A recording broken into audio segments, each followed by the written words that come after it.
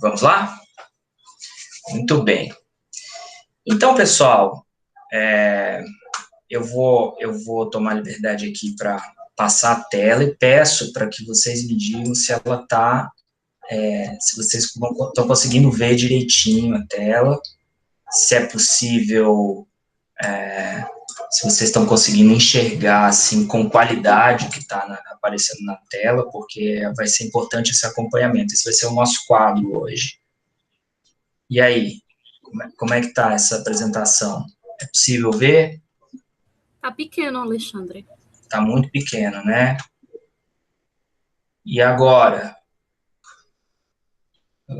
Opa, agora ficou um pouco grande. Agora cresceu, né? Pronto. Tá bom agora? Tá dando para ver, né? Diminui 10% aí. Esse é só o título, pessoal. Esse é só o título. Então, vamos lá, né? Vamos lá, retomando, assim, os nossos textos, para pensar, assim, qual que é um ponto legal para começar essa história? A gente pode começar de muitos pontos possíveis, né? Se a gente for pensar o lugar da sociologia na educação, na escola, né? A gente pode voltar ali para um momento em que a sociologia está sendo formalizada, inclusive, enquanto área, enquanto disciplina, né? Naqueles textos clássicos ali do Durkheim, né, em que ele estabelece o que é sociologia, o que não é. Então, o Durkheim ele é super importante para isso, né? Vocês já leram, vocês já tomaram contato em algum momento com aquele livrinho do Durkheim que se chama Educação? Aqui. Educação e Sociologia. Alguém já leu? Sim, não. Esse livrinho do Durkheim, ele é um texto, assim, um compilado, né, de textos do Durkheim sobre educação e sobre sociologia, que ele é, assim, muito, muito, muito interessante. Com certeza, vocês já devem ter tomado contato com a definição durkheimiana, né, de educação, definição sociológica de educação, né, que é aquela ideia da transmissão de conhecimentos de uma geração para outra, aquela ideia de que a educação é um fato social, né, de que a educação não é a mesma em qualquer sociedade, que ela depende de um certo momento histórico, um certo momento cultural. Esse texto que o cara inaugura, assim, toda uma discussão que vai influenciar demais, assim, vai influenciar o campo da educação, e por isso ele é super importante na sociologia da educação, a psicologia, a pedagogia. Ali ele define qual que é o lugar de cada uma dessas áreas no campo educacional, e ele acaba influenciando diversos projetos nacionais de ensino a entenderem que as disciplinas que vão nesse livro, nessa obra, são entendidas como as disciplinas essenciais para a formação docente. Por isso, nos cursos de pedagogia, a gente vai ter a pedagogia, a psicologia, a sociologia. A sociologia não sai dos cursos de formação docente. A gente vai ver aqui no linha do tempo que ela não sai, inclusive, no Brasil. Sempre nós temos o ensino de sociologia. Está cortando o áudio, pessoal? Sim, está cortando bastante. Ah, perdão. Bom falar, eu falei, né, que eu estava com problema na internet. Vanessa, me ajuda a reconstruir aí. Onde que eu parei? Onde que eu comecei a cortar? Às vezes é bom, tipo, tu desligar teu vídeo, porque gasta um pouco menos de internet, aí o áudio sai com mais qualidade. Certo. Tipo, tua webcam. Tá, boa ideia, boa ideia. Tô fechando aqui. Era o entendimento de sociologia para o Durkheim. Oi? Melhorou agora, pessoal? Com a ideia que o Ícaro deu? Melhorou. Melhorou? Tá. Ótimo. Vou ficar assim. Maravilha. Vou ficar assim, sem o vídeo para ver se funciona bem. Então, pessoal, sim, o Durkheim ele vai ser bem importante assim, não só na ideia do lugar da sociologia enquanto ciência, mas no lugar da sociologia enquanto disciplina para a formação para uma sociedade moderna, para uma sociedade republicana, enfim, para todo aquele projeto de sociedade moderna que estava ali surgindo no final do século XIX, né? Então, nesse livrinho, o Durkheim, ele acaba designando aí, dentro de uma concepção de escola moderna, aquela escola, né, aquela concepção durkheimiana de educação, de que na sociedade contemporânea, na sociedade cuja solidariedade orgânica prepondera, né, nós precisamos formar indivíduos capazes de elevarem ao máximo suas capacidades individuais aí, inatas ou próprias, né, ou especializadas, ao mesmo tempo em que é preciso introjetar nesse indivíduo uma consciência coletiva que o faça, que o induza a sentir também o sentido da civilidade, de um espírito de comunidade, né? Então um equilíbrio entre esses elementos, para que ele possa desempenhar o seu melhor papel ali na coesão social. Essa seria mais ou menos a função da educação numa sociedade como a atual. E o Durkheim dá uma definição, essa é uma definição funcionalista de educação, mas ele dá também uma definição filosófica que transcende esse tempo todo, né? A ideia de que das gerações mais velhas passarem para as mais novas, a transmitirem para as mais novas aquele conteúdo cultural que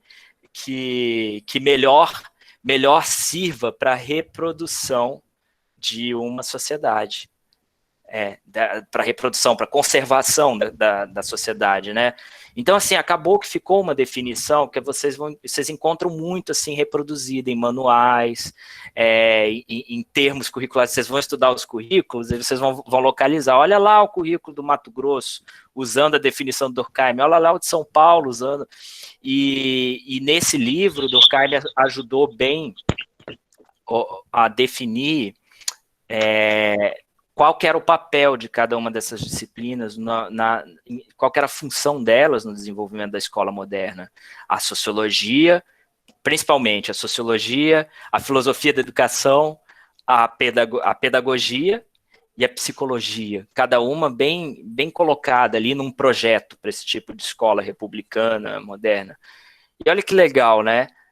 Nesse momento, aí ele já acaba influenciando, e o sistema nacional francês, que tinha assim, uma espécie de preponderância cultural aí no final do século XIX, dividindo isso com os ingleses, claro, em grande medida, mais do que os americanos, né, àquela altura, influenciava a formação dos sistemas que estavam ali se engendrando, inclusive o nosso. E aí é nesse contexto que a gente tem uma espécie de uma primeira proposta de implantação do ensino de sociologia por Benjamin Constant. Mas ela, assim, é muito citada nos livros, assim, é emblemática, é simbólica, mas ela não vingou. Ela não vingou, essa proposta de 1890, assim, pensem vocês, gente, 1890, o que a gente tem de sociologia nessa época? De antropologia? Quem aí gosta bastante da história da nossa área? O que tem, assim, já construído de pesquisa, de textos? Quais são as referências importantes?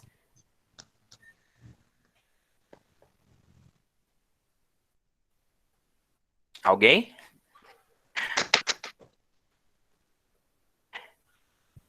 Pensem vocês o seguinte, que a Ética Protestante e o Espírito do Capitalismo é uma obra de 1905, né?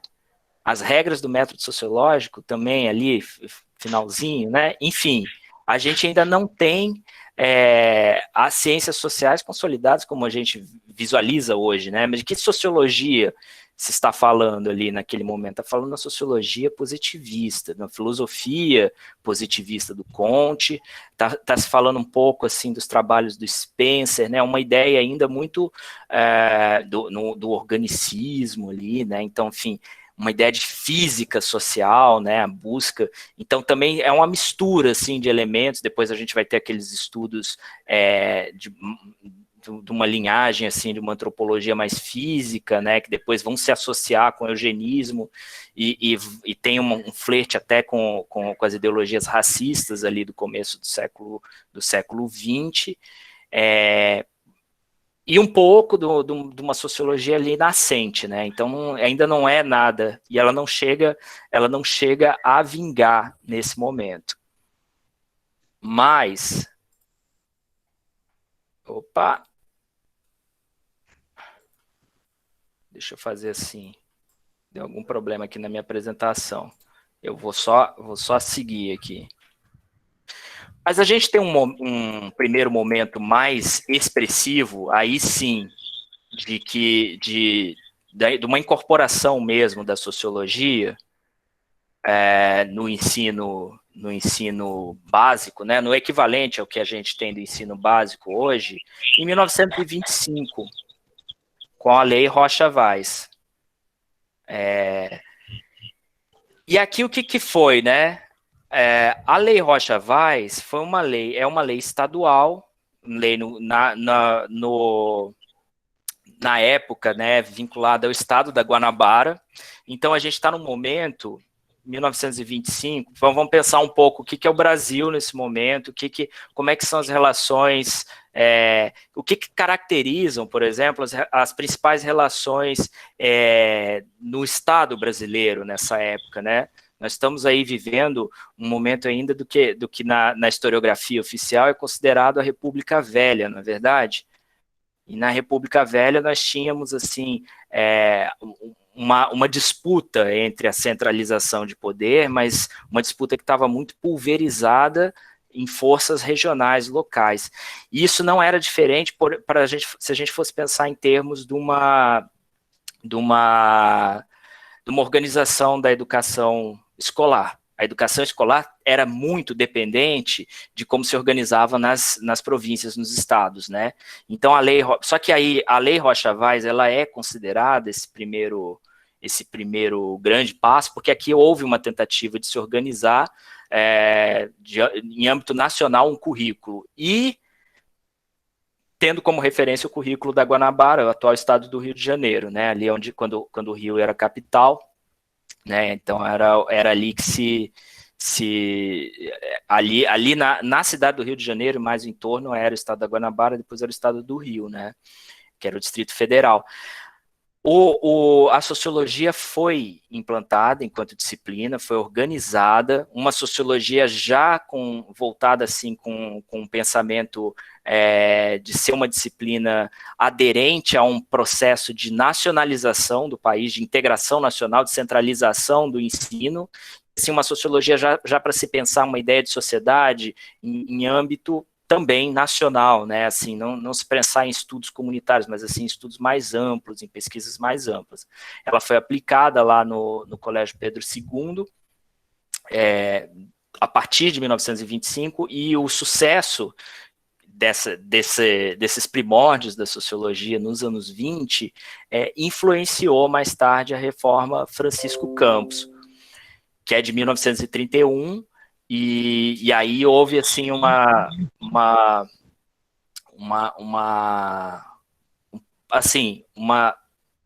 colocação da sociologia como um processo necessário para o acesso ao ensino superior. Mais do que uma opção, né, ela passou a ser uma entrada, assim, né, a disciplina de sociologia era cobrada ali, né, então era uma disciplina muito presente. Mas uma coisa muito importante, né, entre 25 e 31 acontece algo muito significativo na história do país que cumpre destacar, né, o que acontece, gente, entre 25 e 31, que é muito relevante e que vai influenciar a ideia e as razões de ter ou não ter sociologia na educação escolar.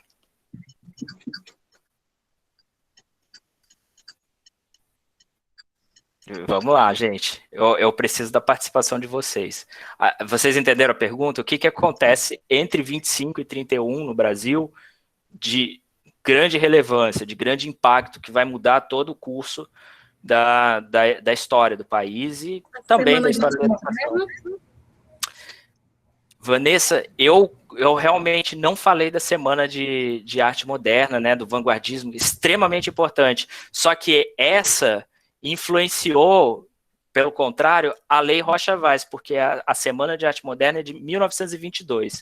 Inclusive, muito bem lembrado para a gente colocar aqui, porque aqui a gente tem diversos elementos que estão influenciando, assim, estão favorecendo essa ideia de que precisamos de uma ciência racional para pensar a nossa sociedade. Mas o que acontece alguém comentou aqui no chat. Exatamente, Vitória. A Revolução de 30, né?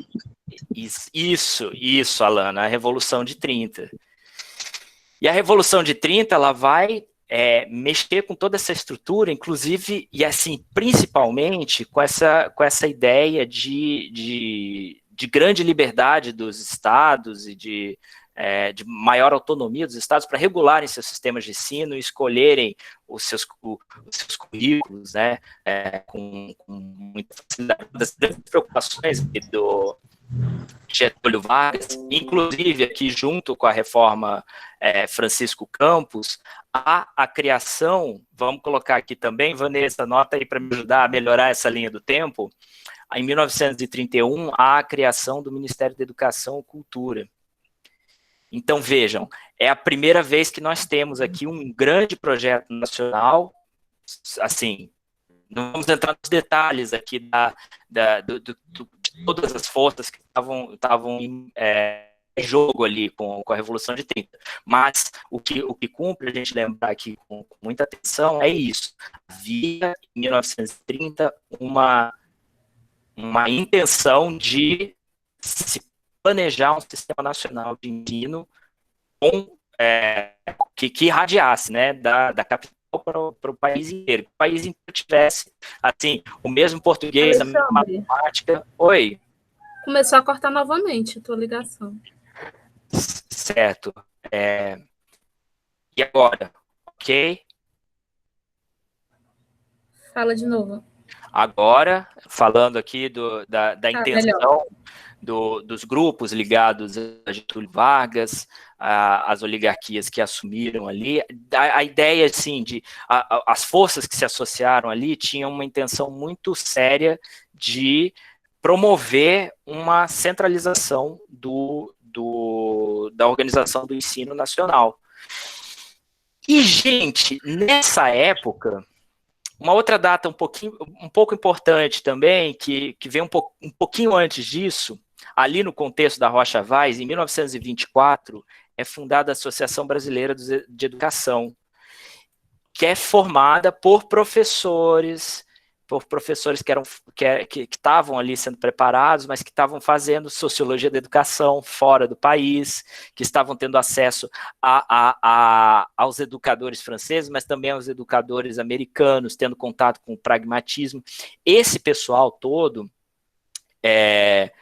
se associou também a algumas das forças liberais que estavam ali tentando se aproximar desse governo oligárquico aí do Getúlio Vargas, né, mas liberais modernistas e o pessoal desenvolvimentista, né, enfim, era uma miscelânea de correntes, mas esses intelectuais ligados à educação, que formavam a Associação Brasileira de Educadores, eles passaram a formar conselhos, eles começaram a influenciar os conselhos regionais, tentando, assim, padronizar, né, uma ideia de ensino, e viram na ascensão de Getúlio Vargas uma oportunidade de, assim, centralizar essa discussão, e passaram, assim, a se aproximar do recém-criado Ministério da Educação.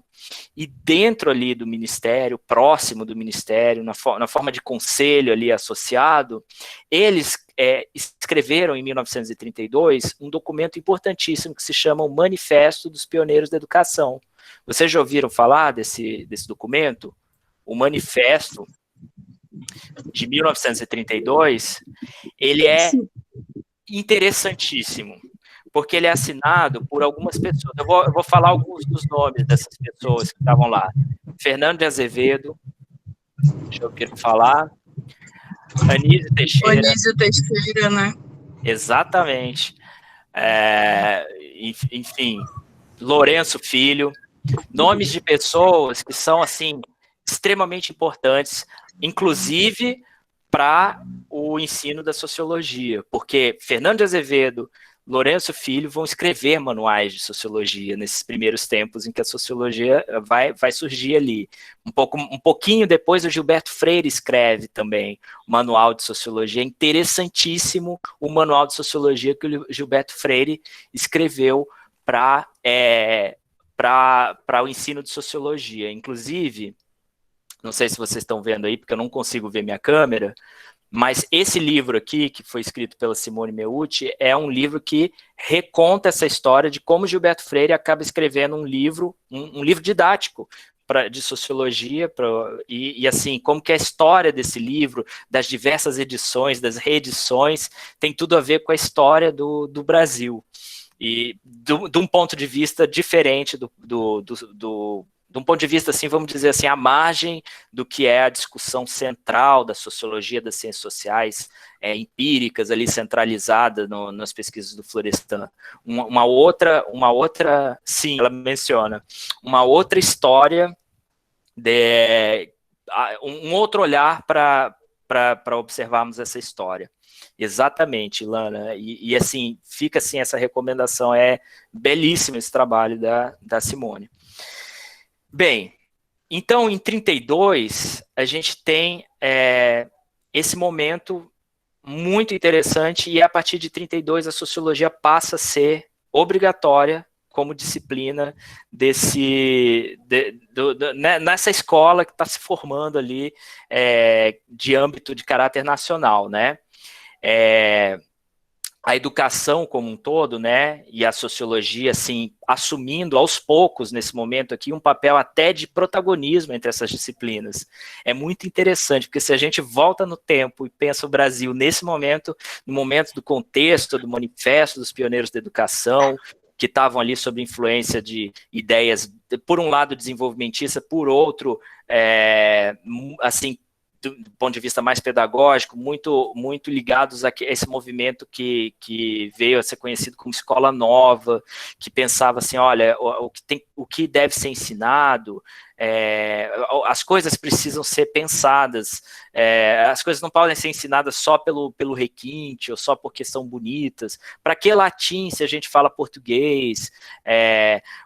Os alunos precisam aprender conteúdos que sirvam para os seus sirvam para suas vidas práticas, para o cotidiano, que eles possam assim aprender. Aí assim, hoje a gente fala muito assim, de aprendizagem significativa, mas isso estava tudo presente de modo assim muito claro na ideia, na concepção dos pioneiros da educação nova, e assim uma preocupação também, olha, a didática e a forma como se ensina, a forma como as escolas estão organizadas, eles já colocavam essa crítica. As escolas estão organizadas de tal modo que você não tem como alcançar todos os estudantes. Os estudantes precisam ser pensados como sujeitos, como intelectuais que pensam também, que reagem. Não existe estudante que é tábula rasa, tá tudo ali. Exatamente, Alana, a Escola Parque.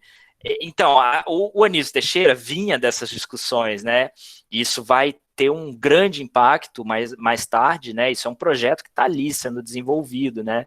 E ele vai levar isso para a Escola Parque, assim, com uma beleza assim, incrível. O Anísio Teixeira é um dos meus heróis, né? Eu acho que é facilmente assim, um dos caras que devia ser idolatrado aí na história do Brasil, porque o que ele fez pela educação não é coisa pouca, não. E nesse contexto, é muito interessante, aí nos textos da Simone, isso vai aparecendo assim, com muita clareza também, a sociologia, ela passa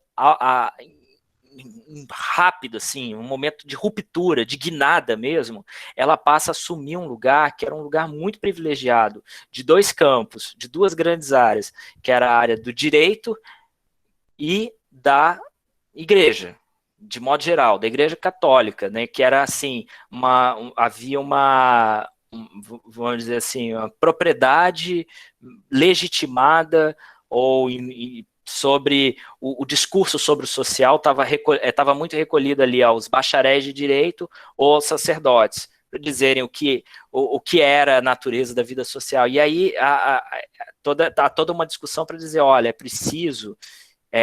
que os bacharéis em direito tinham uma formação muito generalista, muito, assim, tinha muita hermenêutica, muita retórica, o latim mesmo, né, conhecimentos, assim, de saber citar, de saber colocar, assim, termos impactantes. Então, até mesmo a filosofia, havia uma crítica nesse momento, até mesmo a filosofia, por ser assim, olha, a gente precisa de ciências que sejam práticas, a gente precisa de engenheiro, e a gente precisa de engenheiro para pensar a sociedade. Quem que é o engenheiro que pensa a sociedade?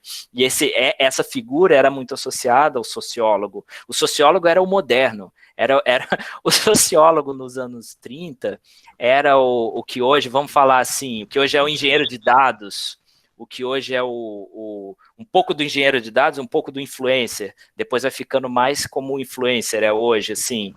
E eu acho que é interessante a gente pensar nessas... como é que é, Ilana? E muito legalista. Sim. E assim, a sociologia, ela propunha ir além disso, né? Além de seguir uma certa doutrina legalista, seguir ali uma estrutura, pronto, né? Uma norma, né? Até a discussão da ciência política é por ali, né? Mas assim, a sociologia...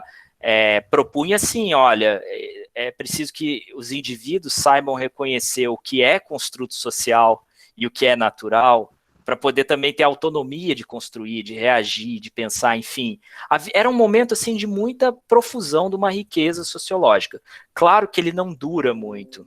É isso que eu acho interessante a gente falar. Mas ainda acho que é importante a gente destacar que nesse momento, olha, uma data legal aqui de lembrar é que em 1933 é inaugurada a Escola Paulista de Sociologia. Então, a gente tem o primeiro curso superior de Sociologia em 1933. Notem, um ponto muito importante para nós que estamos aí estudando ensino de Sociologia, né, história. A Sociologia aparece primeiro no Brasil, ela é proposta e ela é socializada primeiro na escola, e depois ela surge como disciplina no ensino superior. Nós não tínhamos curso de Sociologia.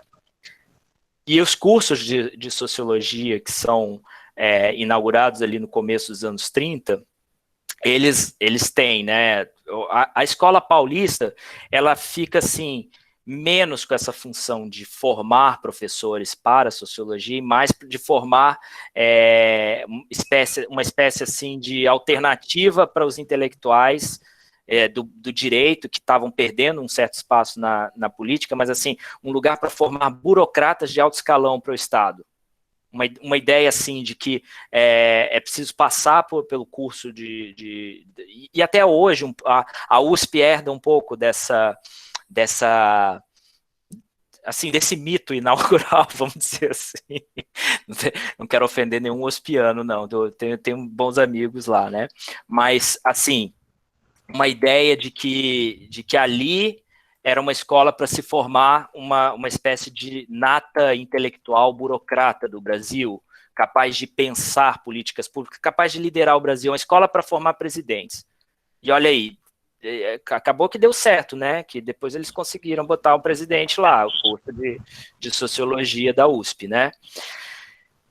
Mas as outras universidades que iam surgindo estavam assumindo assim além dessa função também de formar burocratas para políticas públicas, né? Mas assim, uma demanda que estava surgindo da escola. Por quê? Se ensinava sociologia, mas para se ensinar sociologia se recorria a pesquisas e a material de onde? De fora do Brasil, porque não havia pesquisa no Brasil e a formação os professores que davam aula de sociologia eram pessoas formadas em direito ou em outras áreas, em engenharia, enfim, que iam buscar esse conhecimento fora também para traduzir, né? Então era preciso também que as universidades passassem a formar os professores aqui. Então era preciso produzir pesquisa, era preciso produzir cientistas sociais de carreira e era preciso produzir professores. Então elas nascem assim com muita potência, com muita razão de ser, com muitos motivos. Isso aí é 1933. 33, 34, 35. Aqui a gente tem no Distrito Federal, e aí vão começando a aparecer, né, as universidades. Alguém pesquisa para mim de quando começamos aqui na UFC também. Aí a gente consegue situar qual que é a história aqui da nossa faculdade de sociologia. Não o curso, né? Porque o curso é mais recente, mas a própria faculdade ela tem com certeza alguma ligação com alguns desses movimentos.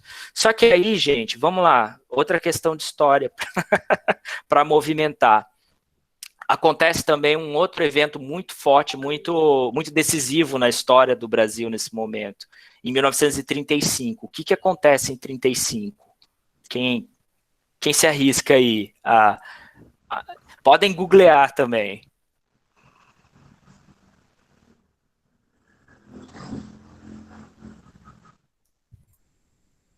Vamos lá, 1935. Gente, essa é um momento interessante também. Bem, Isso, Alana, muito bom, exatamente. É a intentona. Nós temos aqui no Brasil, em 35, a intentona, nós temos um momento assim de forte tensão internacional, né? A gente tem assim, do mesmo modo em que se estava engendrando um sistema nacional de ensino aqui nos anos 20, tinha toda essa discussão, quem estava fazendo isso fora do Brasil era a União Soviética também. Então a União Soviética tinha ali, e a União Soviética vai ser extremamente influente e forte no desenvolvimento de discursos e de discursos educacionais, da ciência educacional, da pedagogia, enfim. Isso tem um certo impacto no restante do mundo e até hoje, né? A gente tem figuras extremamente importantes que são lá, que vieram, né, desse sistema soviético, como por exemplo Vygotsky, enfim.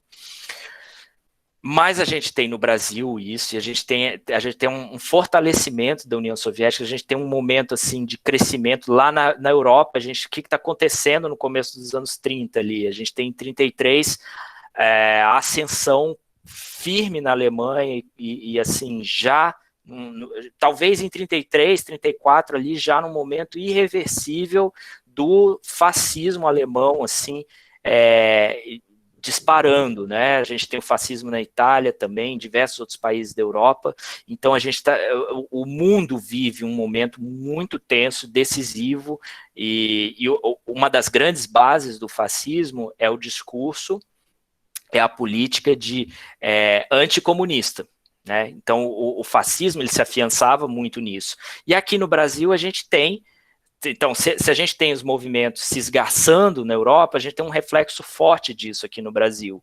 Nós temos assim, nesse momento de centralização e nacionalização do país, gente, eu estou sendo assim, super abreviado nessa discussão da história política do Brasil, mas é porque ela tem tudo a ver com a nossa disciplina, com o ensino, né, da sociologia.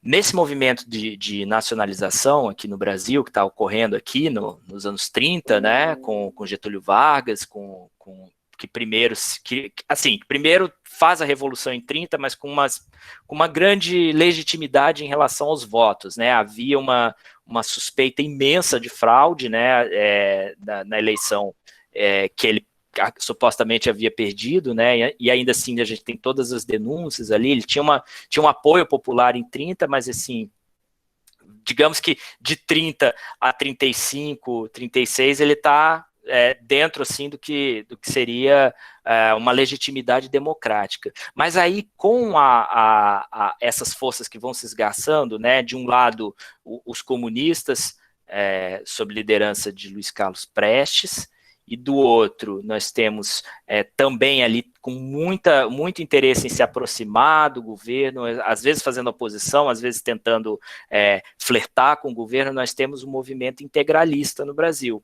O movimento integralista ele está se remetendo, né, aos fascistas da Europa. Então a gente tem assim uma replicação no Brasil desse cenário internacional de tensão.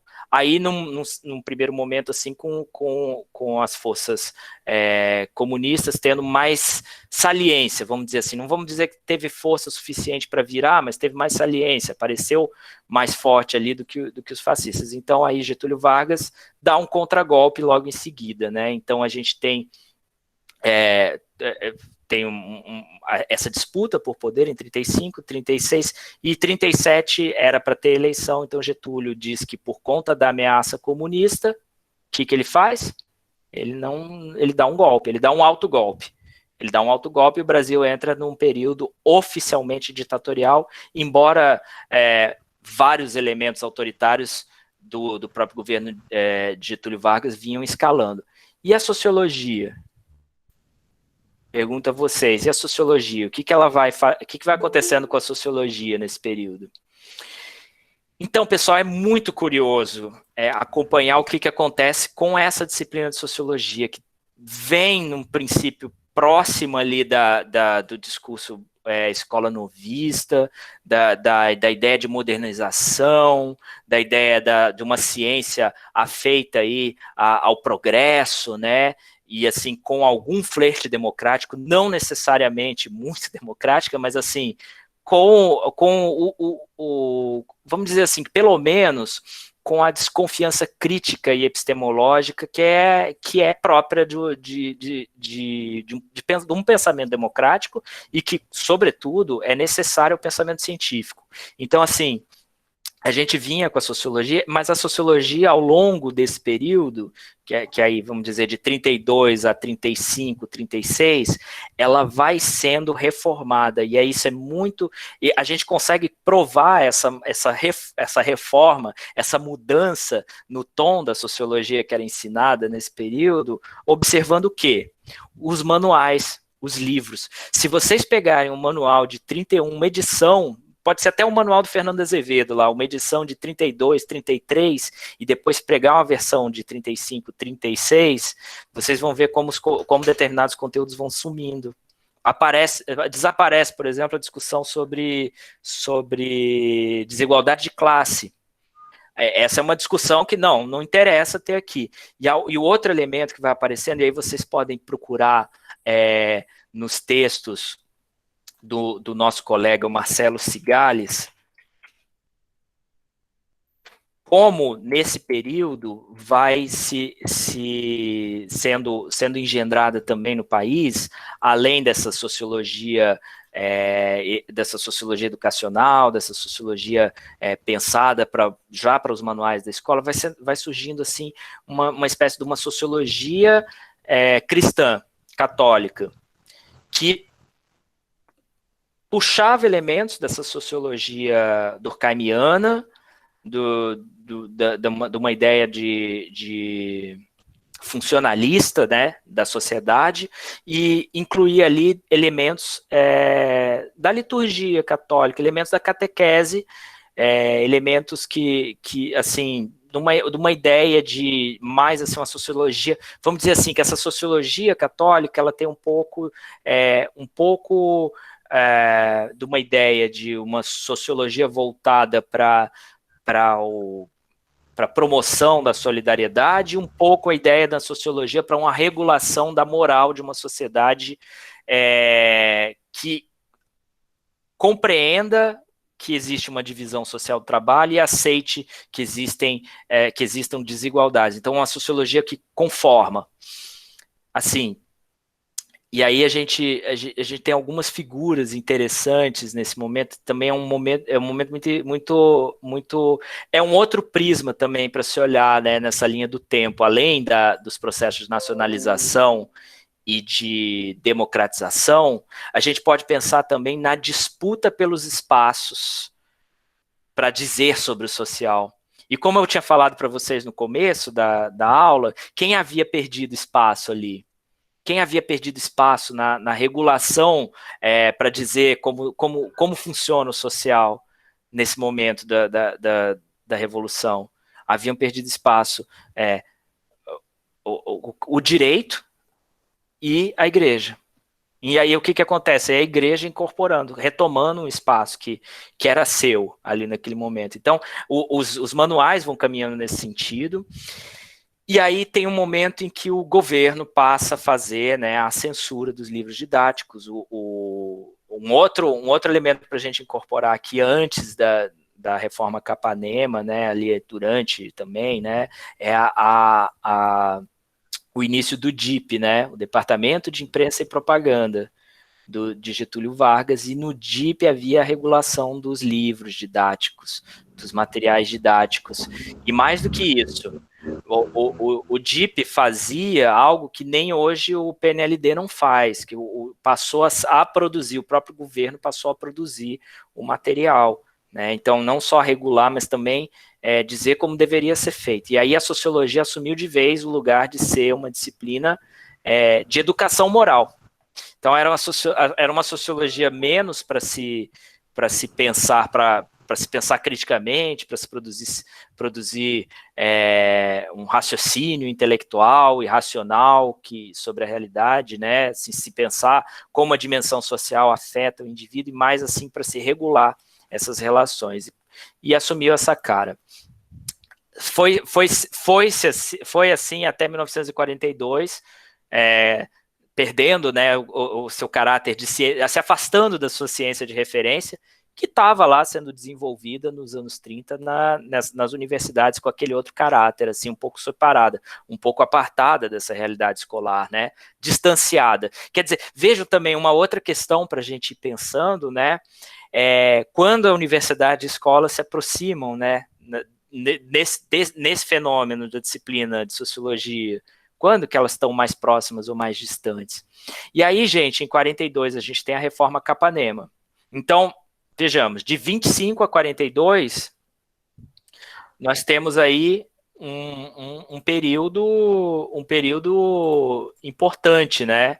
A gente tem um período aí expressivo de sociologia como disciplina nas escolas. A gente tem aí quase 20 anos de sociologia na escola. A gente tem 23 anos e aí em 42 ela deixa de participar do ensino regular, a sociologia fica no ensino normal, e passa a ser, continua tendo desenvolvimento no ensino superior. O que acontece, pessoal, em 42 que muda também o ponteiro dos humores políticos no Brasil? Vamos lá, terceira pergunta de história contemporânea do Brasil. O Brasil entrou na guerra? Exatamente, o Brasil declara guerra ao eixo, e aí o que fica difícil para manter? Fica difícil para manter um apoio expressivo aos grupos fascistas que estavam no Brasil, né? Se o Brasil está declarando guerra ao eixo lá fora, a Alemanha nazista e a Itália fascista, se o Brasil se envolveu nessa guerra tomando o lado dos aliados, né? E aí os aliados não dá para manter uma mesma estrutura que reproduzir aqui, assim, seria complicado. E o Brasil tinha, né? Ou partes do governo brasileiro tinha, assim, muitos elementos que espelhavam ou até admiravam o que se fazia na Alemanha e na Itália fascista. Não só o Partido Integralista, mas várias movimentações do próprio governo de Getúlio Vargas, principalmente após 37, com a desculpa do combate ao comunismo, né? Assim, então, em 42, esse termômetro vai virando. Em 45, a Alemanha cai. Quem cai aqui no Brasil é Getúlio também, porque não havia mais sentido, né, algum. O Brasil luta lá fora contra ditaduras ultratotalitaristas, né, da ideologia fascista, e aqui dentro mantinha-se uma ditadura, né, de 37 para frente era oficialmente uma ditadura. Então Getúlio cai, e aí em 46 há uma nova Constituição, né, e aí de inspiração liberal, democrática, sob influência da guerra, né? E aqui, novamente, a gente tem uma ampliação das funções da educação, né? A gente tem uma nova tentativa de se reorganizar o ensino. E aí começa, gente, pensem vocês, e é legal a gente fazer essa comparação, é legal ter em mente esse processo histórico, né?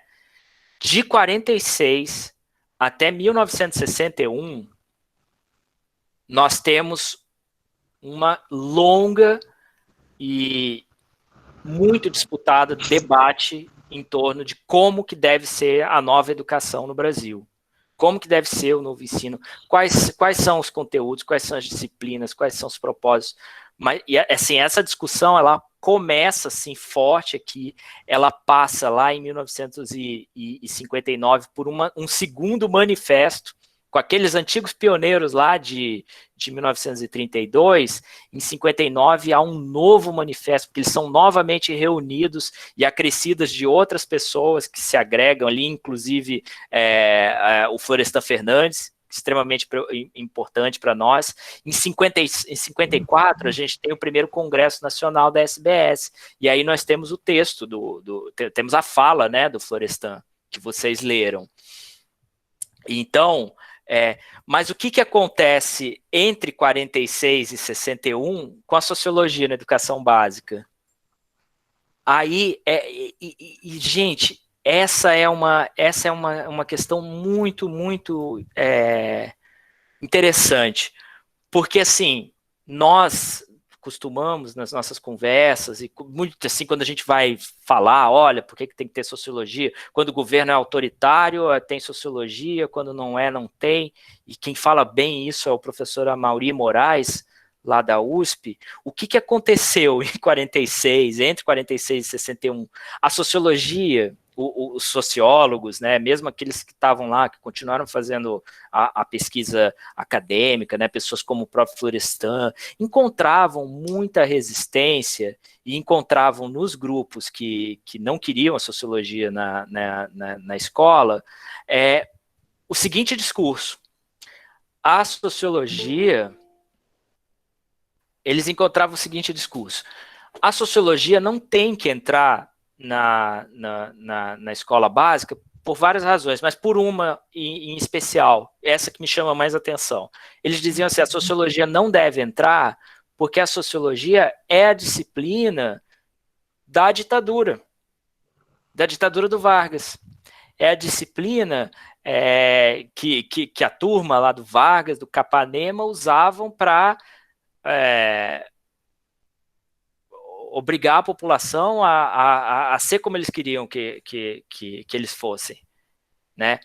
Assim, havia um pouco dessa ideia, dessa associação da sociologia como a disciplina do Estado Novo.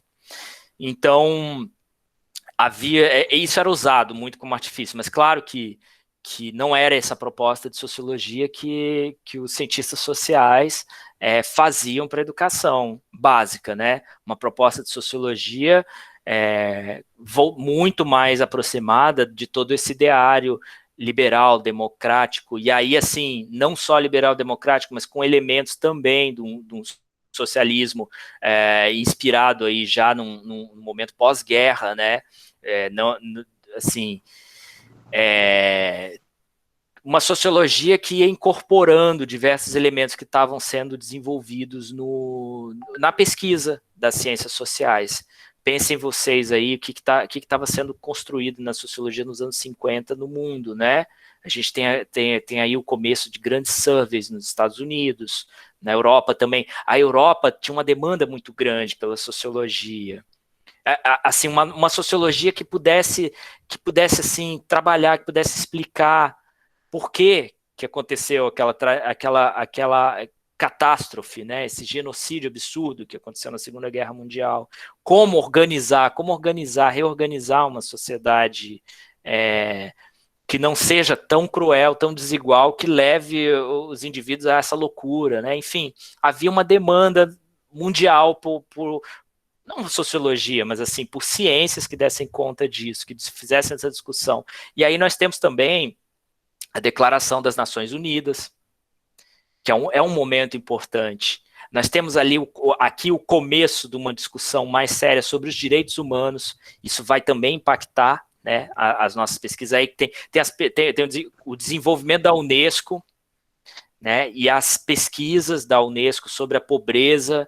Então, nós temos aqui no Brasil o começo da elaboração da CEPAL, por exemplo, e a CEPAL vai recrutar cientistas sociais para pensar o desenvolvimento do país, para planejar isso. Então, a gente tem figuras como o Florestan, como o Celso Furtado, assim, como aí já, esse seria o pessoal mais anterior, né? Eu ia falar o Caio Prado, mas o Caio Prado já estava lá no outro contexto, na primeira onda, mas aqui o Florestan, o Celso Furtado, mais tarde o próprio Fernando Henrique, Ottaviani, então certas pessoas que vão entrando aí nessa discussão no Brasil. Então as ciências sociais ela vai se fortalecendo nesse período, entre 46 e 61, no ensino superior, enquanto campo de pesquisa, mas ela encontra muita resistência para entrar nas escolas, inclusive entre os cientistas sociais. Não foi o Fernando Henrique que inventou de ser sociólogo e vetar a sociologia na escola. Não foi o Fernando Henrique, já haviam cientistas sociais que faziam resistência. Esse discurso que vocês leram do Florestan era um apelo, mas ele não era, como posso dizer assim, unanimidade no campo. Nem hoje não é, né, gente? Nem hoje não é. Tem gente que despreza essa ideia. Muitas pessoas, muitos cientistas sociais falando, isso é muito complexo para se ensinar para criança, para adolescente. Não, mas vai ser, nós não temos professores, nós não temos condições de formar professores competentes o suficiente para sociologia. Essa é uma ideia também de que, assim, há uma sacralização, né, desse conhecimento, uma classificação muito forte do conhecimento sociológico, como se ele fosse uma coisa assim para pessoas tocadas, né? Enfim, somente notáveis, grandes intelectuais, enfim, um discurso extremamente elitista em relação às ciências sociais, é isso. Sem ser redundante ou jogar eufemismo, assim, há um elitismo na nossa área muito grande, que também fazia uma frente. Aí esse elitismo, ele contribuía para quem? Para quem vocês imaginam que queria ocupar esse espaço que havia sido perdido?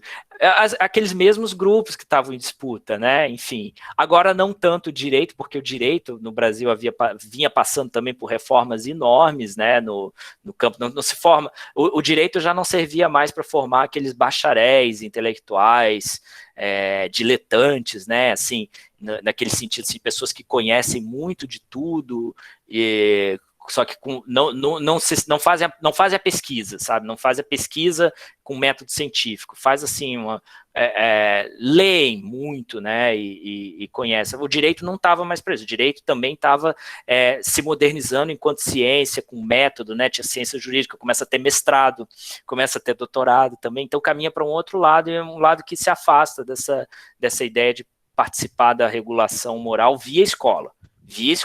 Não estou falando que isso não aconteça em outros canais, acho que acontece muito. Mas quem reclamava de volta esse espaço de pensar o social na escola era a Igreja Católica. Que, vejam, gente, mas de onde que veio essa ideia da Igreja Católica participar dessa função? Isso é muito ancestral no Brasil. Isso é um espaço que vem desde o tempo dos jesuítas, dos colégios jesuítas. Então, assim, não é se a gente for puxar o novelo dessa conversa, isso vai muito longe. E aí, assim, nesses grupos que passam a discutir como é que deveria ser a educação, nós temos aí entre 46 e 61 muitas discussões, muitas propostas. A sociologia segue como disciplina obrigatória apenas no ensino normal. Ensino normal, todo mundo ok com o termo? Se alguém não tiver, gente, me interrompam, perguntem, tá? Porque eu vou falando, às vezes eu tô falando coisas aí que estão passando batido, né? Tá bom. E no ensino normal, muito por influência daquilo que a gente estava comentando no começo da aula. Aquela demarcação que o Durkheim coloca no Educação e Sociologia, ela acaba sendo assim muito forte. E vejam vocês, é super legal quando a gente começa a estudar a sociologia da educação, especialmente sociologia da educação no Brasil, que há uma bifurcação aqui no Brasil. Quando essa discussão nasce, ela nasce ali no seio dessa discussão, da implantação da sociologia nas escolas. E quem é que vai fazer essa discussão? Quem faz essa discussão de sociologia da educação no Brasil não são sociólogos, não são cientistas sociais, são os pedagogos, são os educadores, são cientistas da educação. E assim, existe um desenvolvimento das discussões da sociologia da educação que não acontece nas ciências sociais. Por isso a gente tem pouco sociólogo da educação nas ciências sociais. Agora tem bem mais. Mas, assim, o GT forte, o grupo de trabalho forte de sociologia da educação no Brasil, não é das ciências sociais, não é da Sociedade Brasileira de Sociologia, é do campo da educação. É do campo da educação. Isso é muito interessante porque aí tem um tom diferente, tem uma discussão diferente. E isso acontece justamente por causa dessa presença, quer dizer, está relacionada a essa presença da sociologia, enquanto sociologia da educação, como disciplina obrigatória nos cursos normais e não na escola regular, não no ensino médio, no ensino regular, né? Ensino médio é um termo mais recente, a gente falava em primeiro e segundo grau, né? E também científico, né? Enfim, foram várias as nomenclaturas. Aí, gente, durante esse período a gente tem 62, o início da OSPB, que assume um espaço, né, nessa discussão. OSPB, alguém aqui, Nazimar chegou a ter, Cecília teve na escola OSPB, o pessoal que é mais experiente.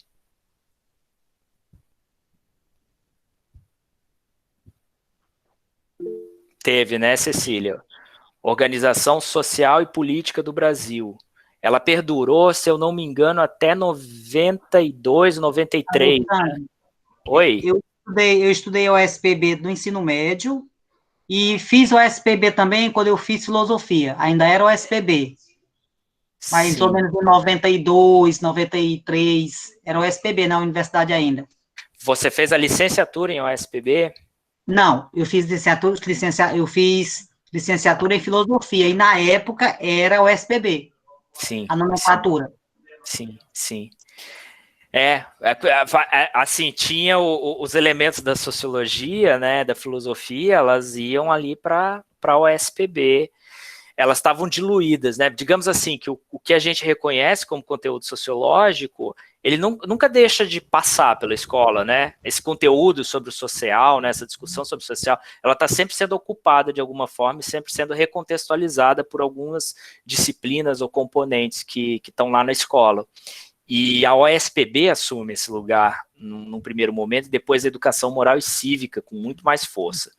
E aí a gente tem, em 68, peraí, gente, 62, OSPB. Antes disso, né? Tá faltando um negócio super importante aqui. Eu coloquei, mas sumiu. Vamos voltar. Entre 46 e 62, que tem o OSPB, tem algo muito importante que acontece. O que acontece em 61? Em 61, por fim, aquelas discussões resultam na Lei de Diretrizes e Base da Educação. E vejam, gente, em 1961, aquela conversa que a gente estava falando, olha, de organização de um sistema nacional de ensino, de um sistema nacional de educação, que, assim, está lá nos anos 20, um projeto, lá no começo da República tem um projeto disso, né, com Benjamin Constant, Rui Barbosa fala nisso, enfim, tem toda essa discussão, mas não teve, somente em 1961 que a gente consegue ter a primeira lei de diretrizes e bases da educação nacional, que é um grande feito, assim, é um feito muito importante, mas vejam como tem muita tensão, né? A educação é um campo muito, muito, muito disputado no Brasil. Muito disputado. E aí o que acontece? Em 61 a gente tem a LDB, e na LDB a sociologia não aparece como componente, como disciplina. A sociologia acabou ficando de fora, perdeu a briga. Teve o apoio, tem o discurso do Florestan, né?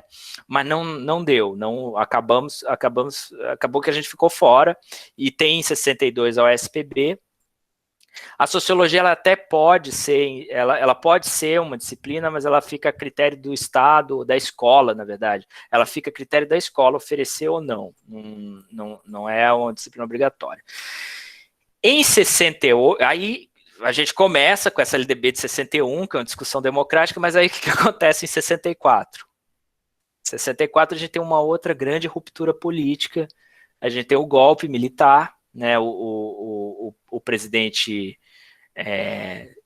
democraticamente legítimo é deposto, o Jango, né, o João Goulart é deposto, e aí assume uma junta, assume primeiro o pessoal da Câmara, né, mas depois a junta militar assume, e aí nós começamos a ter a sequência de presidentes militares por 21 anos, né, a gente começa com Castelo Branco, e o primeiro, entre o Castelo Branco e o Costa e Silva, nós não temos uma mudança na LDB. A LDB de 61, por fim, ela estava ali nos primeiros anos sendo o suficiente para que os militares tocassem, reorganizassem o Sistema Nacional de Ensino do modo como eles projetavam. E aí muda tudo, né? Assim, a essência do que se organizou na LDB de 61, assim, o que previa a LDB de 61 era que a educação tivesse, em grande medida, vinculada também ao processo democrático. Era, assim, uma educação que dava um espaço grande para a demanda da educação da família, né? Tinha ampliação do ensino, dava algum espaço para a igreja, assim, assim, é muito legal se vocês pegarem e comparem, abram vocês, em qualquer momento, os primeiros artigos da LDB de 61, da LDB de 71 e da LDB de 96. Comparem. Ali a gente já sente qual que vai ser o tom da lei, qual que é o tom do legislador ali, né? E assim, em 61 a gente tinha, assim, um pacto democrático no país, com elementos conservadores que estavam ali crescendo, né? Mas um pacto democrático. Conforme o regime militar vai se instalando no Estado e vai instalando o seu sistema aí de ensino, que tinha como foco não o pacto democrático, o desenvolvimento nacional, mas assim uma ideia voltada à doutrina de segurança nacional, soberania e segurança nacional, era aquilo que regulava todos os atos institucionais, todas as ações ali tão documentadas pelo regime militar, vinham com esse espectro assim, de estarem justificadas por essa ideia de soberania nacional ameaçada por o quê? O que era a ameaça para o regime militar? O comunismo, de novo? Mas, de novo, é o tal do comunismo. Então, a ameaça do comunismo cada vez mais diluído, né? Cada vez uma coisa mais, assim, onde é que está mesmo esse comunismo? Mas, enfim, tá, e essa que era a justificativa, mas era a justificativa da ameaça da soberania nacional pelo comunismo. Primeiro um comunismo externo, mas depois ficou um comunismo interno, né? Assim, uma ameaça interna. E a ideia de segurança, né?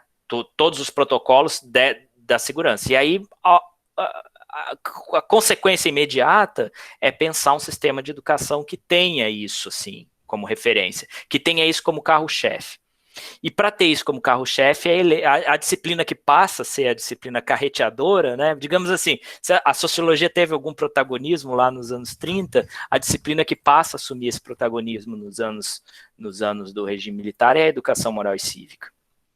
A educação moral e cívica passa a ter um grande espaço. Também a educação física ganha um espaço importante. E aí, em 68, tem a reforma universitária. E a reforma universitária, ela é extremamente... É verdade? É verdade, Lana. A reforma universitária ela é muito importante para os militares ali, porque ela reorganiza o funcionamento do ensino superior e articula isso com a formação de professores para o ensino médio, para a escola, né? Não só ensino médio, para a escola como um todo, para o primeiro e segundo grau de então. E assim, é nesse momento que há com todas as consequências, com todo o problema que tem aqui em termos curriculares, a gente precisa reconhecer que houve aquele processo lançado em 61 de expansão do ensino médio, de expansão da oferta de ensino, ela é, de alguma forma, cumprida pelos militares, assim, num projeto de expansionismo nacional, de expansão do Estado também, uma chegada maior do Estado para a população, seja por via do cacetete, seja por via de escola, né? O Estado chega, né? Cacetete e bala, né? Escola. Enfim, mas são construídas escolas e assim, há uma demanda, há uma chegada maior de estudantes para o ensino médio, que passam aí do primeiro para o segundo grau, e não havia professores para ministrarem todas essas disciplinas que estavam lá cumpridas, havia uma quantidade pequena de professores, e há um processo de incentivo para que as universidades formem mais professores de modo mais acelerado. Então, as licenciaturas são reduzidas em tempo, né? Há um processo de formação do que a Ileise Fiorelli, na tese dela, chama de professores polivalentes. E aí os professores que vão dar essas... Aí é interessante, porque a gente está num momento de transição geracional de professores, e são os professores que dão... É muito interessante, a gente pega os relatos biográficos, são pesquisas lindíssimas que fazem isso. Se vocês fizerem essas pesquisas e forem atrás, se interessarem pelo assunto, vocês vão adorar. Porque, assim, são professores que foram formados nas universidades que ainda não estavam sob... e nunca estiveram 100% sob a vigilância do Estado, e assim, foram formados como cientistas sociais, como historiadores, como sociólogos, como filósofos, e chegavam nas escolas e tinham que dar o currículo de educação moral e cívica, de OSPB, de educação física, de história, né, com todo o viés que estava construído ali naquele espírito de doutrina de segurança nacional e de soberania, né, e com todo um conteúdo assim de perseguição ao comunismo, né, enfim, o que aparecia ali assim de adoração dos símbolos pátrios, enfim, mas eram professores formados num outro sistema, então havia um descompasso. O regime militar, obviamente, percebia isso, mas não tinha como atuar com tanta capilaridade. Aí qual que foi a estratégia? A estratégia é, não, a gente precisa substituir esses professores são agentes subversivos, né? Eles estão lá, e a gente não sabe se eles estão ensinando, se eles estão subvertendo as crianças, né? Mandando o comunismo lá com conceito de física, né? E não aplicando só a apostila para resolver o problema. Então a gente precisa de novos professores, e aí a ideia era formar professores prontos para essas disciplinas. E aí a reforma universitária vem muito para isso, e a reforma universitária dialoga com a LDB de 71.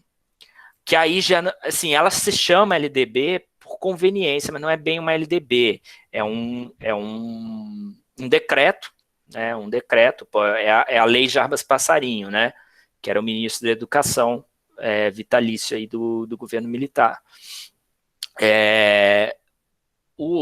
A LDB, ela transforma o caráter do ensino médio, dizendo que o ensino médio passa a ser um ensino voltado essencialmente para a profissionalização. Gente, desculpa, fui parar nos anos 30 aqui, ó.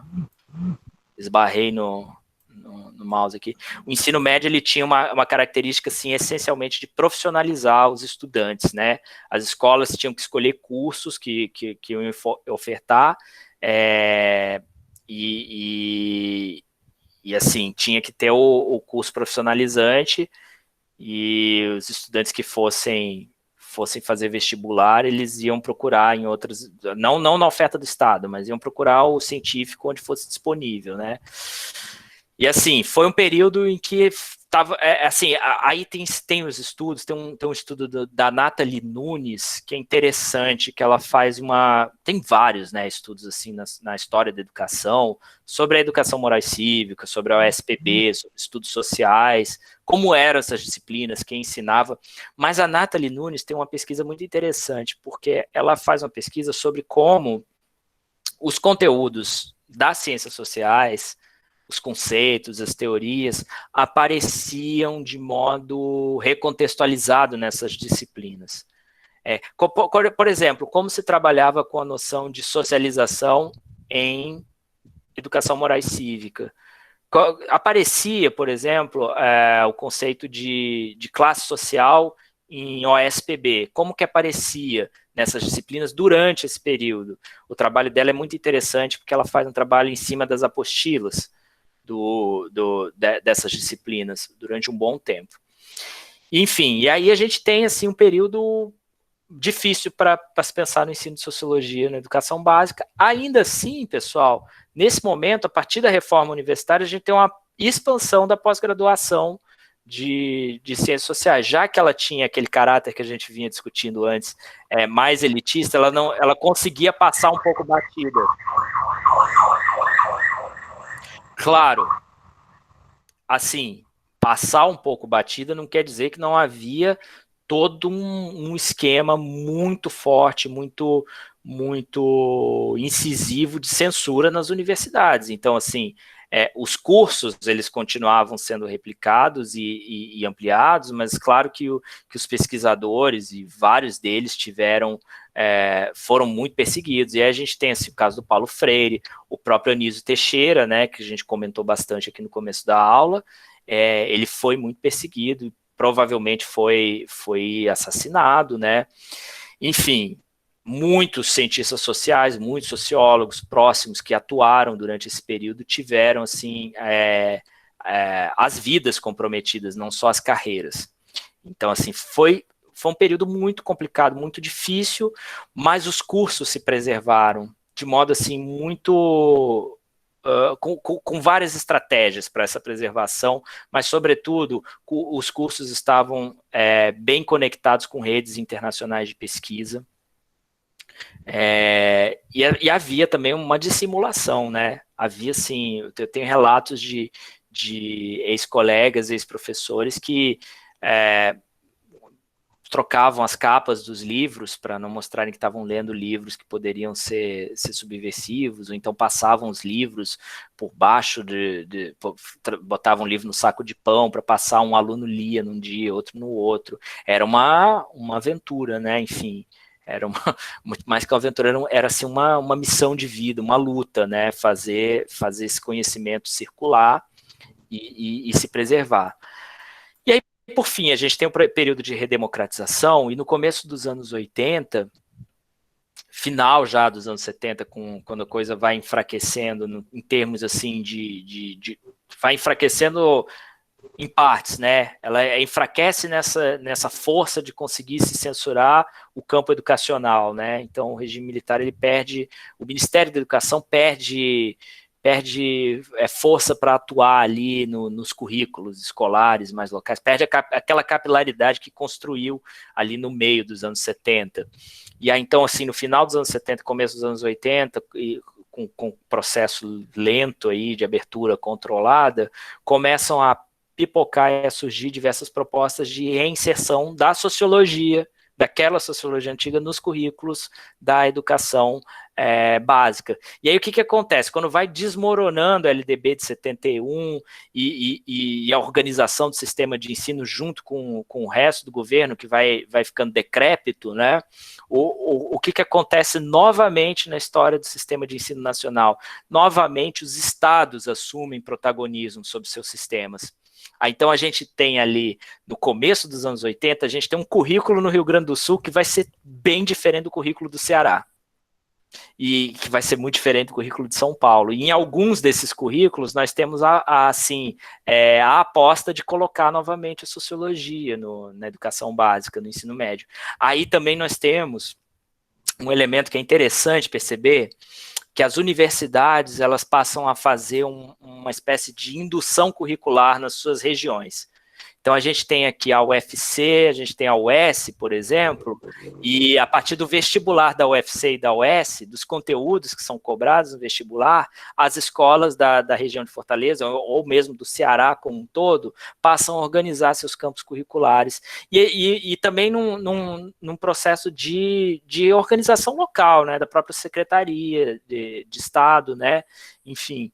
Eu conheço mais essa história do ponto de vista do Paraná, e o Paraná, ele testa diversos, porque foi parte da minha pesquisa, né, o Paraná testa diversas tentativas de currículo estadual ali, porque não havia um bom direcionamento nacional, né, então, principalmente aí entre 86 e 96, o Paraná passa por diversos momentos. Em 1994, há, inclusive, a formalização da sociologia como disciplina no ensino médio. Ela entra em 94, tem um currículo lá, muito interessante esse currículo de 94, porque ele é muito parecido com o que depois virou as orientações curriculares nacionais de 2006, com muitos elementos, assim, parecidos. A ideia de temas, conteúdos, temas, conceitos e autores, que é assim, uma forma de se organizar o ensino de sociologia, aparece assim num currículo que foi implantado em 94 e saiu, mudou o governo do estado, o governador era de um espectro político, entrou outro que falou, não tem que ter sociologia, tem que ter um outro tipo de disciplina, que é a disciplina de empreendedorismo, que entra no lugar, ali bem a cara dos anos 90, né? Mas aí, pessoal, o que acontece? 88, nós temos uma nova... 86 a gente tem a Constituinte, né? Elegemos deputados, tem uma nova discussão educacional. Aí, em 88, nós temos a promulgação da Constituição. Quem é que participa da elaboração dessa Constituição? Que diz respeito a toda essa conversa que a gente teve aqui até agora. Florestan. Exatamente. O mesmo Florestan que estava assinando, que fez o discurso em 54, que assinou em 59 o novo Manifesto dos Pioneiros da Educação, ele aparece de novo aqui em 86 para se candidatar como deputado constituinte, participa das discussões da Constituição em 88, especialmente... uma participação especialmente empenhada em pensar a educação, em pensar como deve ser a LDB. E aí, assim, essa discussão, Florestan, ele participa bastante, ele acaba morrendo, né, nos anos 90, morre em 95, se eu não me engano, um ano antes, né, da LDB. Mas, assim, aí tem todo o movimento, depois uma outra pessoa que assume um protagonismo na discussão da LDB é o professor Darcy Ribeiro, né? O Darcy Ribeiro também muito afeito à nossa área, né? E mesmo esse pessoal todo que discutia a LDB de 96 tinha, assim, na própria lei, a menção à sociologia como um conhecimento necessário para o exercício da cidadania. Então, a sociologia, mesmo que ela não tenha voltado como disciplina a partir da LDB de 96, ali o campo estava bem estabelecido para a volta da sociologia. E aí, assim, uma sociologia, vejam, lá assim, uma sociologia como saber, né, como parte necessária para o exercício da cidadania. Essa cola da sociologia com a democracia e com a cidadania, ela é uma discussão que parte da nossa Lei de Diretrizes e Bases da Educação, que parte da Constituição de 88, que parte de um projeto nacional, um projeto nacional, né, a nossa Constituição é chamada de Constituição Cidadã, e isso tem um sentido, né, um projeto nacional de cidadania, uma cidadania que vislumbrava aí a ideia de uma sociedade plural, de uma sociedade que tem, assim, que tem diversos grupos, que consegue coabitar, que fazem a nação em conjunto, né? Uma ideia, assim, de que, olha, o Brasil é múltiplo, ele é múltiplo religioso, ele é múltiplo étnico, ele é múltiplo político, e nós precisamos de um sistema aqui educacional que incorpore isso. E vejam, os primeiros governos da nova república, vamos chamar assim, Não, da República Cidadã, enfim, daquilo que se desencadeou ali a partir de 88, os primeiros governos eleitos, tanto aí mesmo governo Collor, governo Fernando Henrique, governo Lula, os dois Fernando Henrique, o governo Lula, os dois do Lula e os da Dilma, todos eles assim pareciam muito comprometidos, assim, ligados a esse sistema, mantiveram assim essa discussão, claro que com posturas políticas bem diferentes, mas assim estavam sob a égide desse sistema, com algumas diferenças substanciais, mas assim a essência estava guardada ali da lei de diretriz e base. E aí eu chamo a atenção porque esse é o cenário em que a sociologia vem colada, para essa sociologia que a gente conhece, esses cursos de ciências sociais, e ela vem nesse momento aqui, que é um momento especial, que eu queria, assim, tratar com mais atenção, que é esse momento que eu tô recortando aqui, de 2000 a 2010, uma grande guinada curricular. E é nessa guinada curricular que a nossa disciplina passa a ser reinserida no ensino médio. O que está acontecendo aqui? Nós temos a LDB em 96 e em 2000, 2001, 2010, a gente tem o primeiro Plano Nacional de Educação. Nesse Plano Nacional de Educação, nós temos, assim, diversos elementos cotejados, mas um grande deles, assim, é a incorporação das ciências sociais nas disciplinas escolares, ciências sociais que possibilitem, que capacitem a população estudantil a versar sobre o que se discute na Unesco como uma formação integral, uma formação que promova os direitos humanos, uma formação que estabeleça a democracia como parâmetro, a equidade, enfim, toda uma discussão que está vinculada ali com aquele momento dos anos 90, começo dos anos 2000, que tem ali como expoente na economia a figura do Amartya Sen, e toda uma discussão que foi prêmio Nobel de economia, que tem toda uma discussão assim, sobre a necessidade de um desenvolvimento sustentável como uma única saída para a humanidade. Vocês conhecem essa conversa, né? O desenvolvimento sustentável como única saída para a humanidade não se destruir. E para que a humanidade não se destrua, a gente precisa cuidar do meio ambiente, e parte de cuidar do meio ambiente é cuidar da própria humanidade. Cuidar da humanidade com equidade, lutar contra as desigualdades sociais, é parte de uma missão coletiva, né? O respeito, a autonomia dos povos, enfim.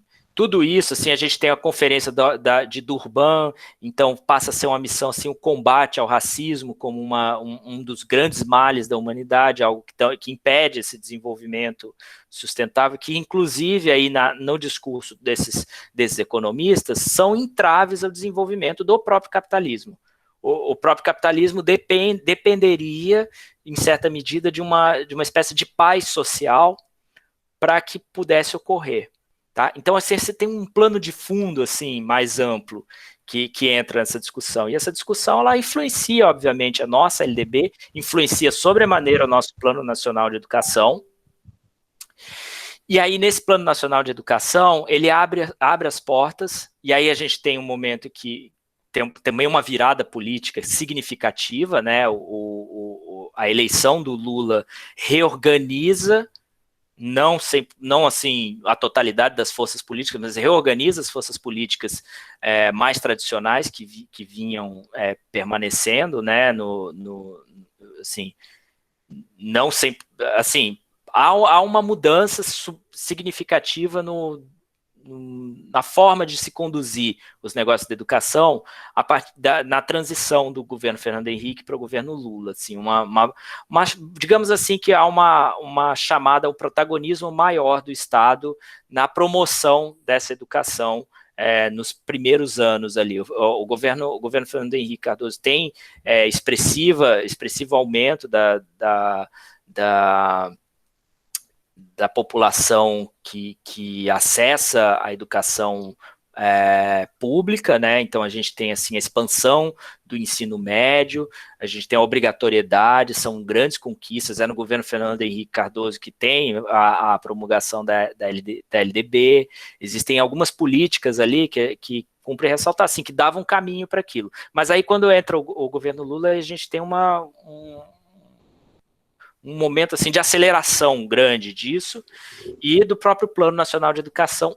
Aí, gente, somado a um elemento extra, né? O governo passa a ter mais caixa para executar as ações. O governo Lula, principalmente ali no começo dos anos 2000, 2005, 2006, o governo Lula ele tem grande caixa, né? Tem um fluxo maior, então e assim isso vai se escalando, né, até o ponto do pré-sal ser vinculado ao financiamento da educação, né? Então nós temos um plano e nós temos dinheiro para pôr esse plano em prática. E aí cumpre assim destacar alguns momentos do que eu estou chamando dessa guinada curricular que está vinculada ao Plano Nacional de Educação. Então, em 2003, ao Plano Nacional de Educação e ao sentido democrático que estava previsto lá, democrático e plural previsto lá na LDB de 96. Em 2003, a gente tem a implantação da história e cultura africana e afro-brasileira nas escolas. Em 2005, tem o espanhol. Por que o espanhol está aqui? O espanhol está aqui também, olha, numa guinada curricular, que tem muito a ver assim com uma ideia do Brasil se reconhecer como um país sul-americano, que partilha com os vizinhos elementos em comum e que deve transitar aí, nesse sentido. Então o espanhol entra, né? É um espanhol assim pensando num Brasil regional, de América Latina, né? Enfim, já é uma outra perspectiva, né? O espanhol entra com essa pegada, uma pegada também de reconhecer o Brasil se reconhecendo como latino-americano, como um país também do Sul e que deve estabelecer contatos com o país do Sul global. E história, cultura africana e afro-brasileira também nesse sentido, num sentido de restituição histórica também, à população negra, o combate ao racismo. O combate ao racismo num sentido, gente, isso é muito importante levar em consideração, num sentido nunca antes trabalhado oficialmente pelo governo, porque o combate ao racismo ele vai aparecendo na história política brasileira sempre como uma ação de retaliação, ou assim, algo para, assim, muito no campo do direito penal, vamos lá, no sentido durkheimiano. E essa ação aqui é uma ação positiva também, mas é uma ação no sentido do reconhecimento social. É uma ação que combate o racismo por uma outra via, por uma via de estabelecer o reconhecimento do valor da cultura africana e afro-brasileira como construtora da nação brasileira, com valor em si, não como algo assim somente no sentido de se estar reparando. É uma reparação, mas mais do que uma reparação, é um reconhecimento identitário, real, de reconstrução histórica, enfim, isso é muito novo. É nessa pegada que entra a sociologia e a filosofia no rol das disciplinas da educação básica e do ensino médio. A sociologia e a filosofia vinculadas agora a esse projeto educacional democrático, plural. Então a sociologia ela entra já nessa estrutura, ela já entra incorporando esses elementos, né? Aí em 2008 há uma retificação na lei da história, da implantação da história da cultura afro-brasileira e africana, incorporando também a discussão indígena que vinha sendo silenciada no campo educacional, né? Assim, a discussão da educação indígena era colocada como algo muito subalterno, mas aí em 2008 a gente tem. Paralelo a isso, não é só a mudança curricular nas disciplinas, a gente tem uma série de programas que vão dando sustentação a essas ações. Então, nós temos em 2004 o Programa de Identidade Étnica e Cultural dos Povos Indígenas. Então, a gente vai ter aí um início de licenciaturas indígenas importantes que vão, assim, trazendo... aí é que é legal. Um pouco é trazendo os indígenas para a universidade, mas num outro sentido é a universidade se indigenizando, sabe? A universidade sendo os Guarani Kaiowá lá do sul, eles falavam assim que o ideal para eles não era assim chegar na universidade e aprender os conteúdos, mas fazer da universidade o tecorá deles, assim, a universidade ser a casa deles também, ser a aldeia deles, e assim, é uma produção de intelectual indígena brasileira que começa, assim, ressoando aí também com o momento histórico que a América Latina está vivendo, né, a gente tem ali, assim, na Colômbia, na Bolívia, né, na Bolívia está acontecendo uma revolução também na educação básica lá, na Argentina também, enfim, tudo isso em diálogo, né, o mundo ali está sendo... O mundo latino-americano está sendo transformado em grande medida. E aí, em 2005, a gente tem o programa Educação para a Diversidade e Cidadania. Em 2005, 2006, o projeto Educando para a Igualdade, Gênero, Raça e Orientação Sexual. E aí, é a partir desse programa que a gente vai ter o desenvolvimento lá do projeto Educação Sem Homofobia, que na contra-guinada curricular, fica aí, nossa gente, 8h40, cenas para o próximo capítulo, mas na contra-guinada curricular, que faz parte do contexto que a gente está vivenciando agora, vai ser chamado do kit gay. E isso vai ter um impacto eleitoral, enfim. Gente, eu falei aqui feito um doido, eu quero só, antes de fechar, ouvir vocês. Vocês têm questões, vocês têm... comentários. Gente, desculpa ter dado essa puxada maior. Alana, pode falar. Professor, só saber se tu vai disponibilizar essa linha do tempo de alguma forma lá no Classroom. Sim, eu vou disponibilizar. Além de disponibilizar a linha do tempo, eu preciso dizer para vocês que essa linha do tempo, ela é uma linha colaborativa e está sendo editada. Então, eu quero sempre ir acrescentando certos elementos. Então, vocês vão poder ir acessando ela aos poucos também e incrementando. Eu já conversei com o Wilams também, para a gente fazer essa linha ser uma linha interativa da própria disciplina. Tá? Porque a gente vai passar um bom tempo discutindo, né? Legal. É legal isso, a gente vai acrescentando assim, certos elementos. Vocês podem ficar à vontade, desde que, claro, né, fazendo aquela pesquisa bacana, podem ficar à vontade para editar a linha. Eu vou disponibilizar, sim, para vocês no Mindbuster. Cecília, pode falar.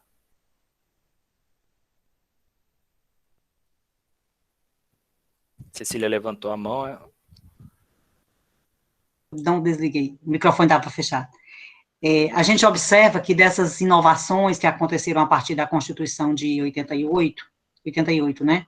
Isso. E da LDB, né, da última LDB, a gente observa que de todas essas disciplinas que foram aparecendo, a música é a que menos impactou nas escolas. A música ainda está muito distante do que a lei defende, né?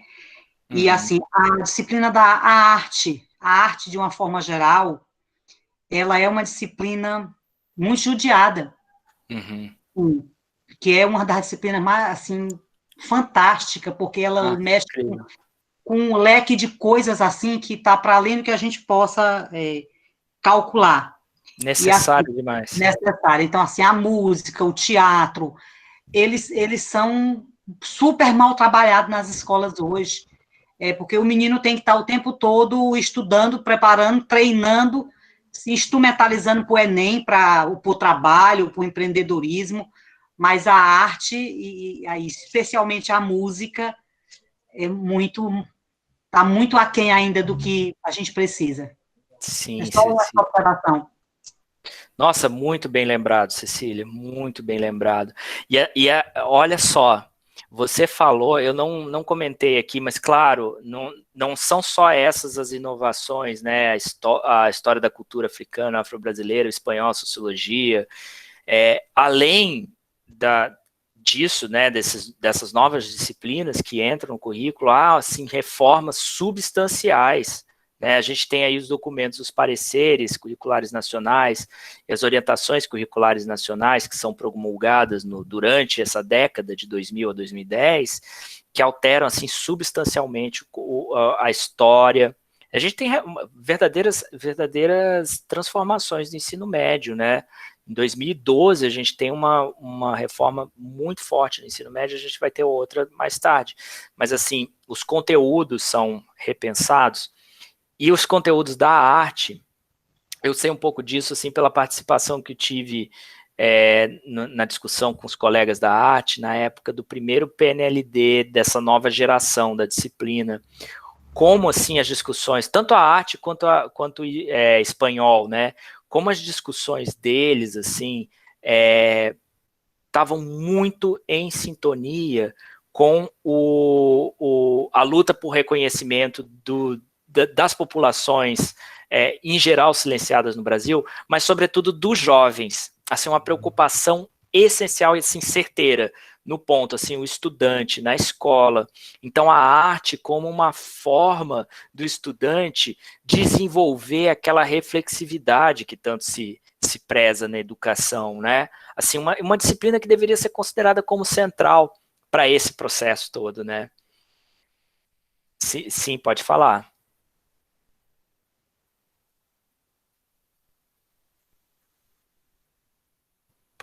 Pode, Cecília, depois Ilana. Alexandre, eu tenho mania de não baixar a mãozinha, não queria mais falar não, viu? Tá. Pode falar então, Ilana, fique à vontade.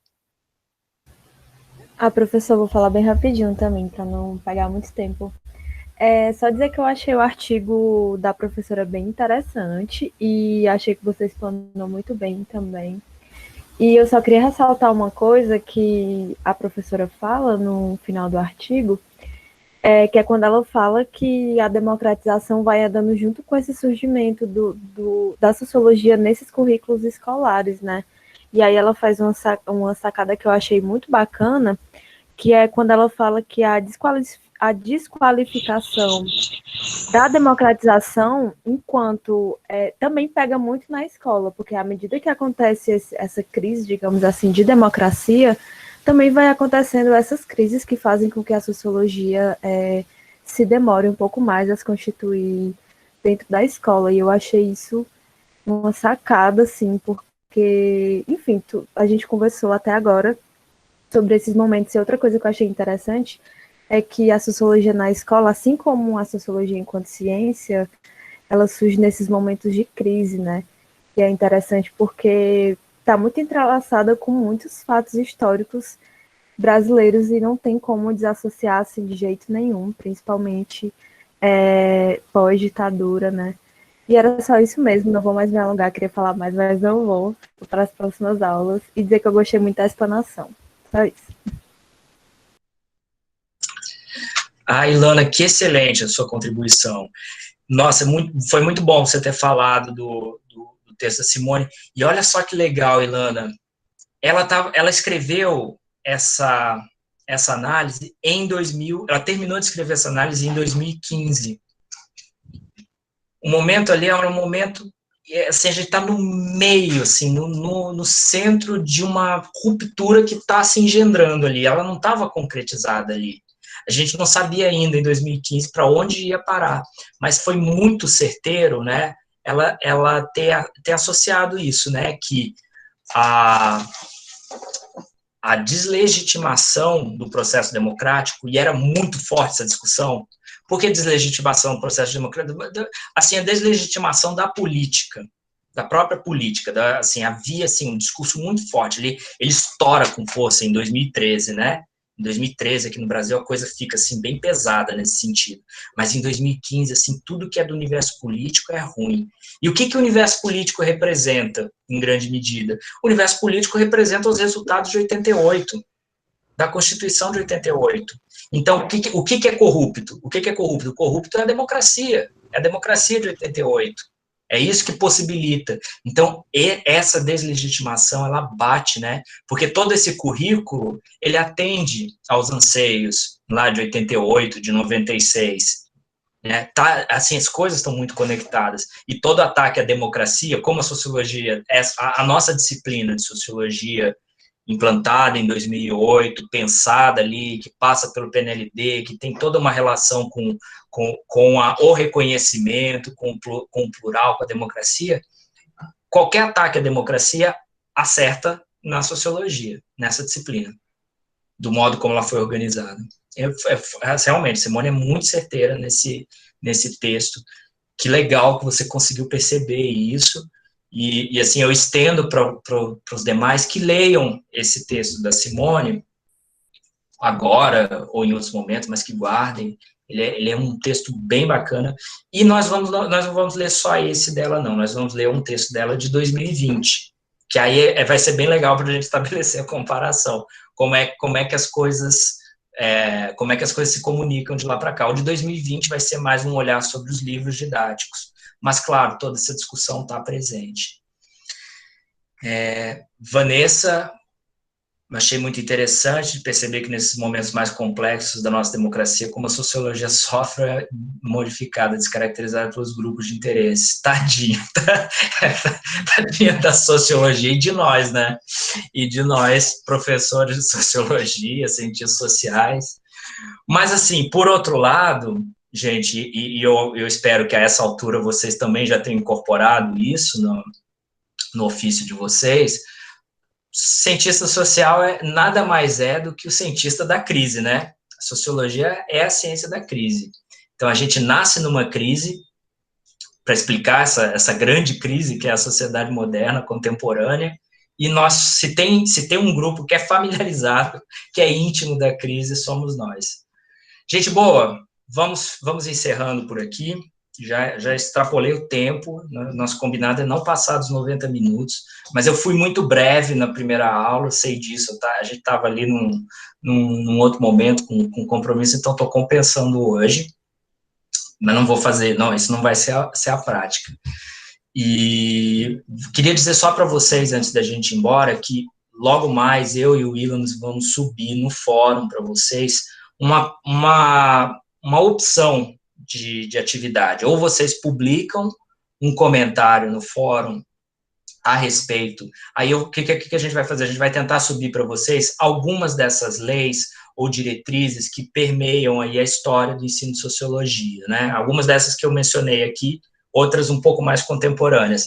E aí a ideia é que vocês escolham uma para darem uma olhada, uma lida, já com esse olhar mais apurado de sociologia do currículo, e façam algum comentário sobre essa relação da sociologia, da presença ou da ausência da sociologia em relação à lei. Ou vocês comentam lá no fórum, ou vocês guardam para falar no nosso próximo encontro. No nosso próximo encontro, a gente continua, então, conversando um pouco sobre essa história contemporânea, ainda assim no texto da Simone, um pouco com alguma referência ao texto do Ottaviani, que nós vamos subir, que ele está fazendo essa discussão já nos anos 80. É interessante ligar essa discussão dele com a do Florestan. Florestan falando em 54 e o Yanni em 87. E a Simone falando agora. E a Simone foi orientando do Yanni, olha que interessante. O Florestan orientou o Yanni e o Yanni orientou a Simone. Então tá tudo em casa, né? São pessoas que estão ali com... Tem alguma coisa sendo discutida nesse caminho todo aí. E é isso, pessoal, nosso último encontro. A gente vai deixar para discutir a BNCC quando vocês voltarem, nós voltarmos todos do recesso, tá bom? Aí a gente faz com mais calma a discussão da BNCC. É isso.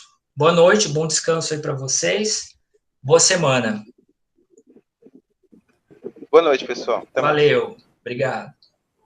Boa noite para todo mundo. Boa noite. Muito massa a aula. Valeu. Boa noite. Alexandre, Oi, Vanessa. você vai querer conversar agora? Vamos. Deixa eu só pegar uma aguinha. Na verdade, completar aqui o combustível. Um segundinho.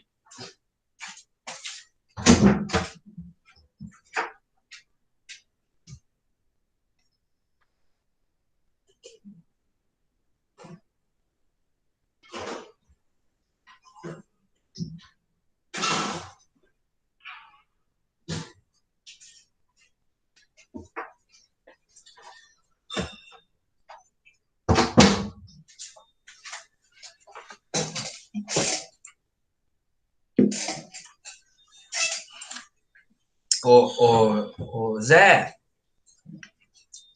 José, será que você poderia sair da chamada, por favor?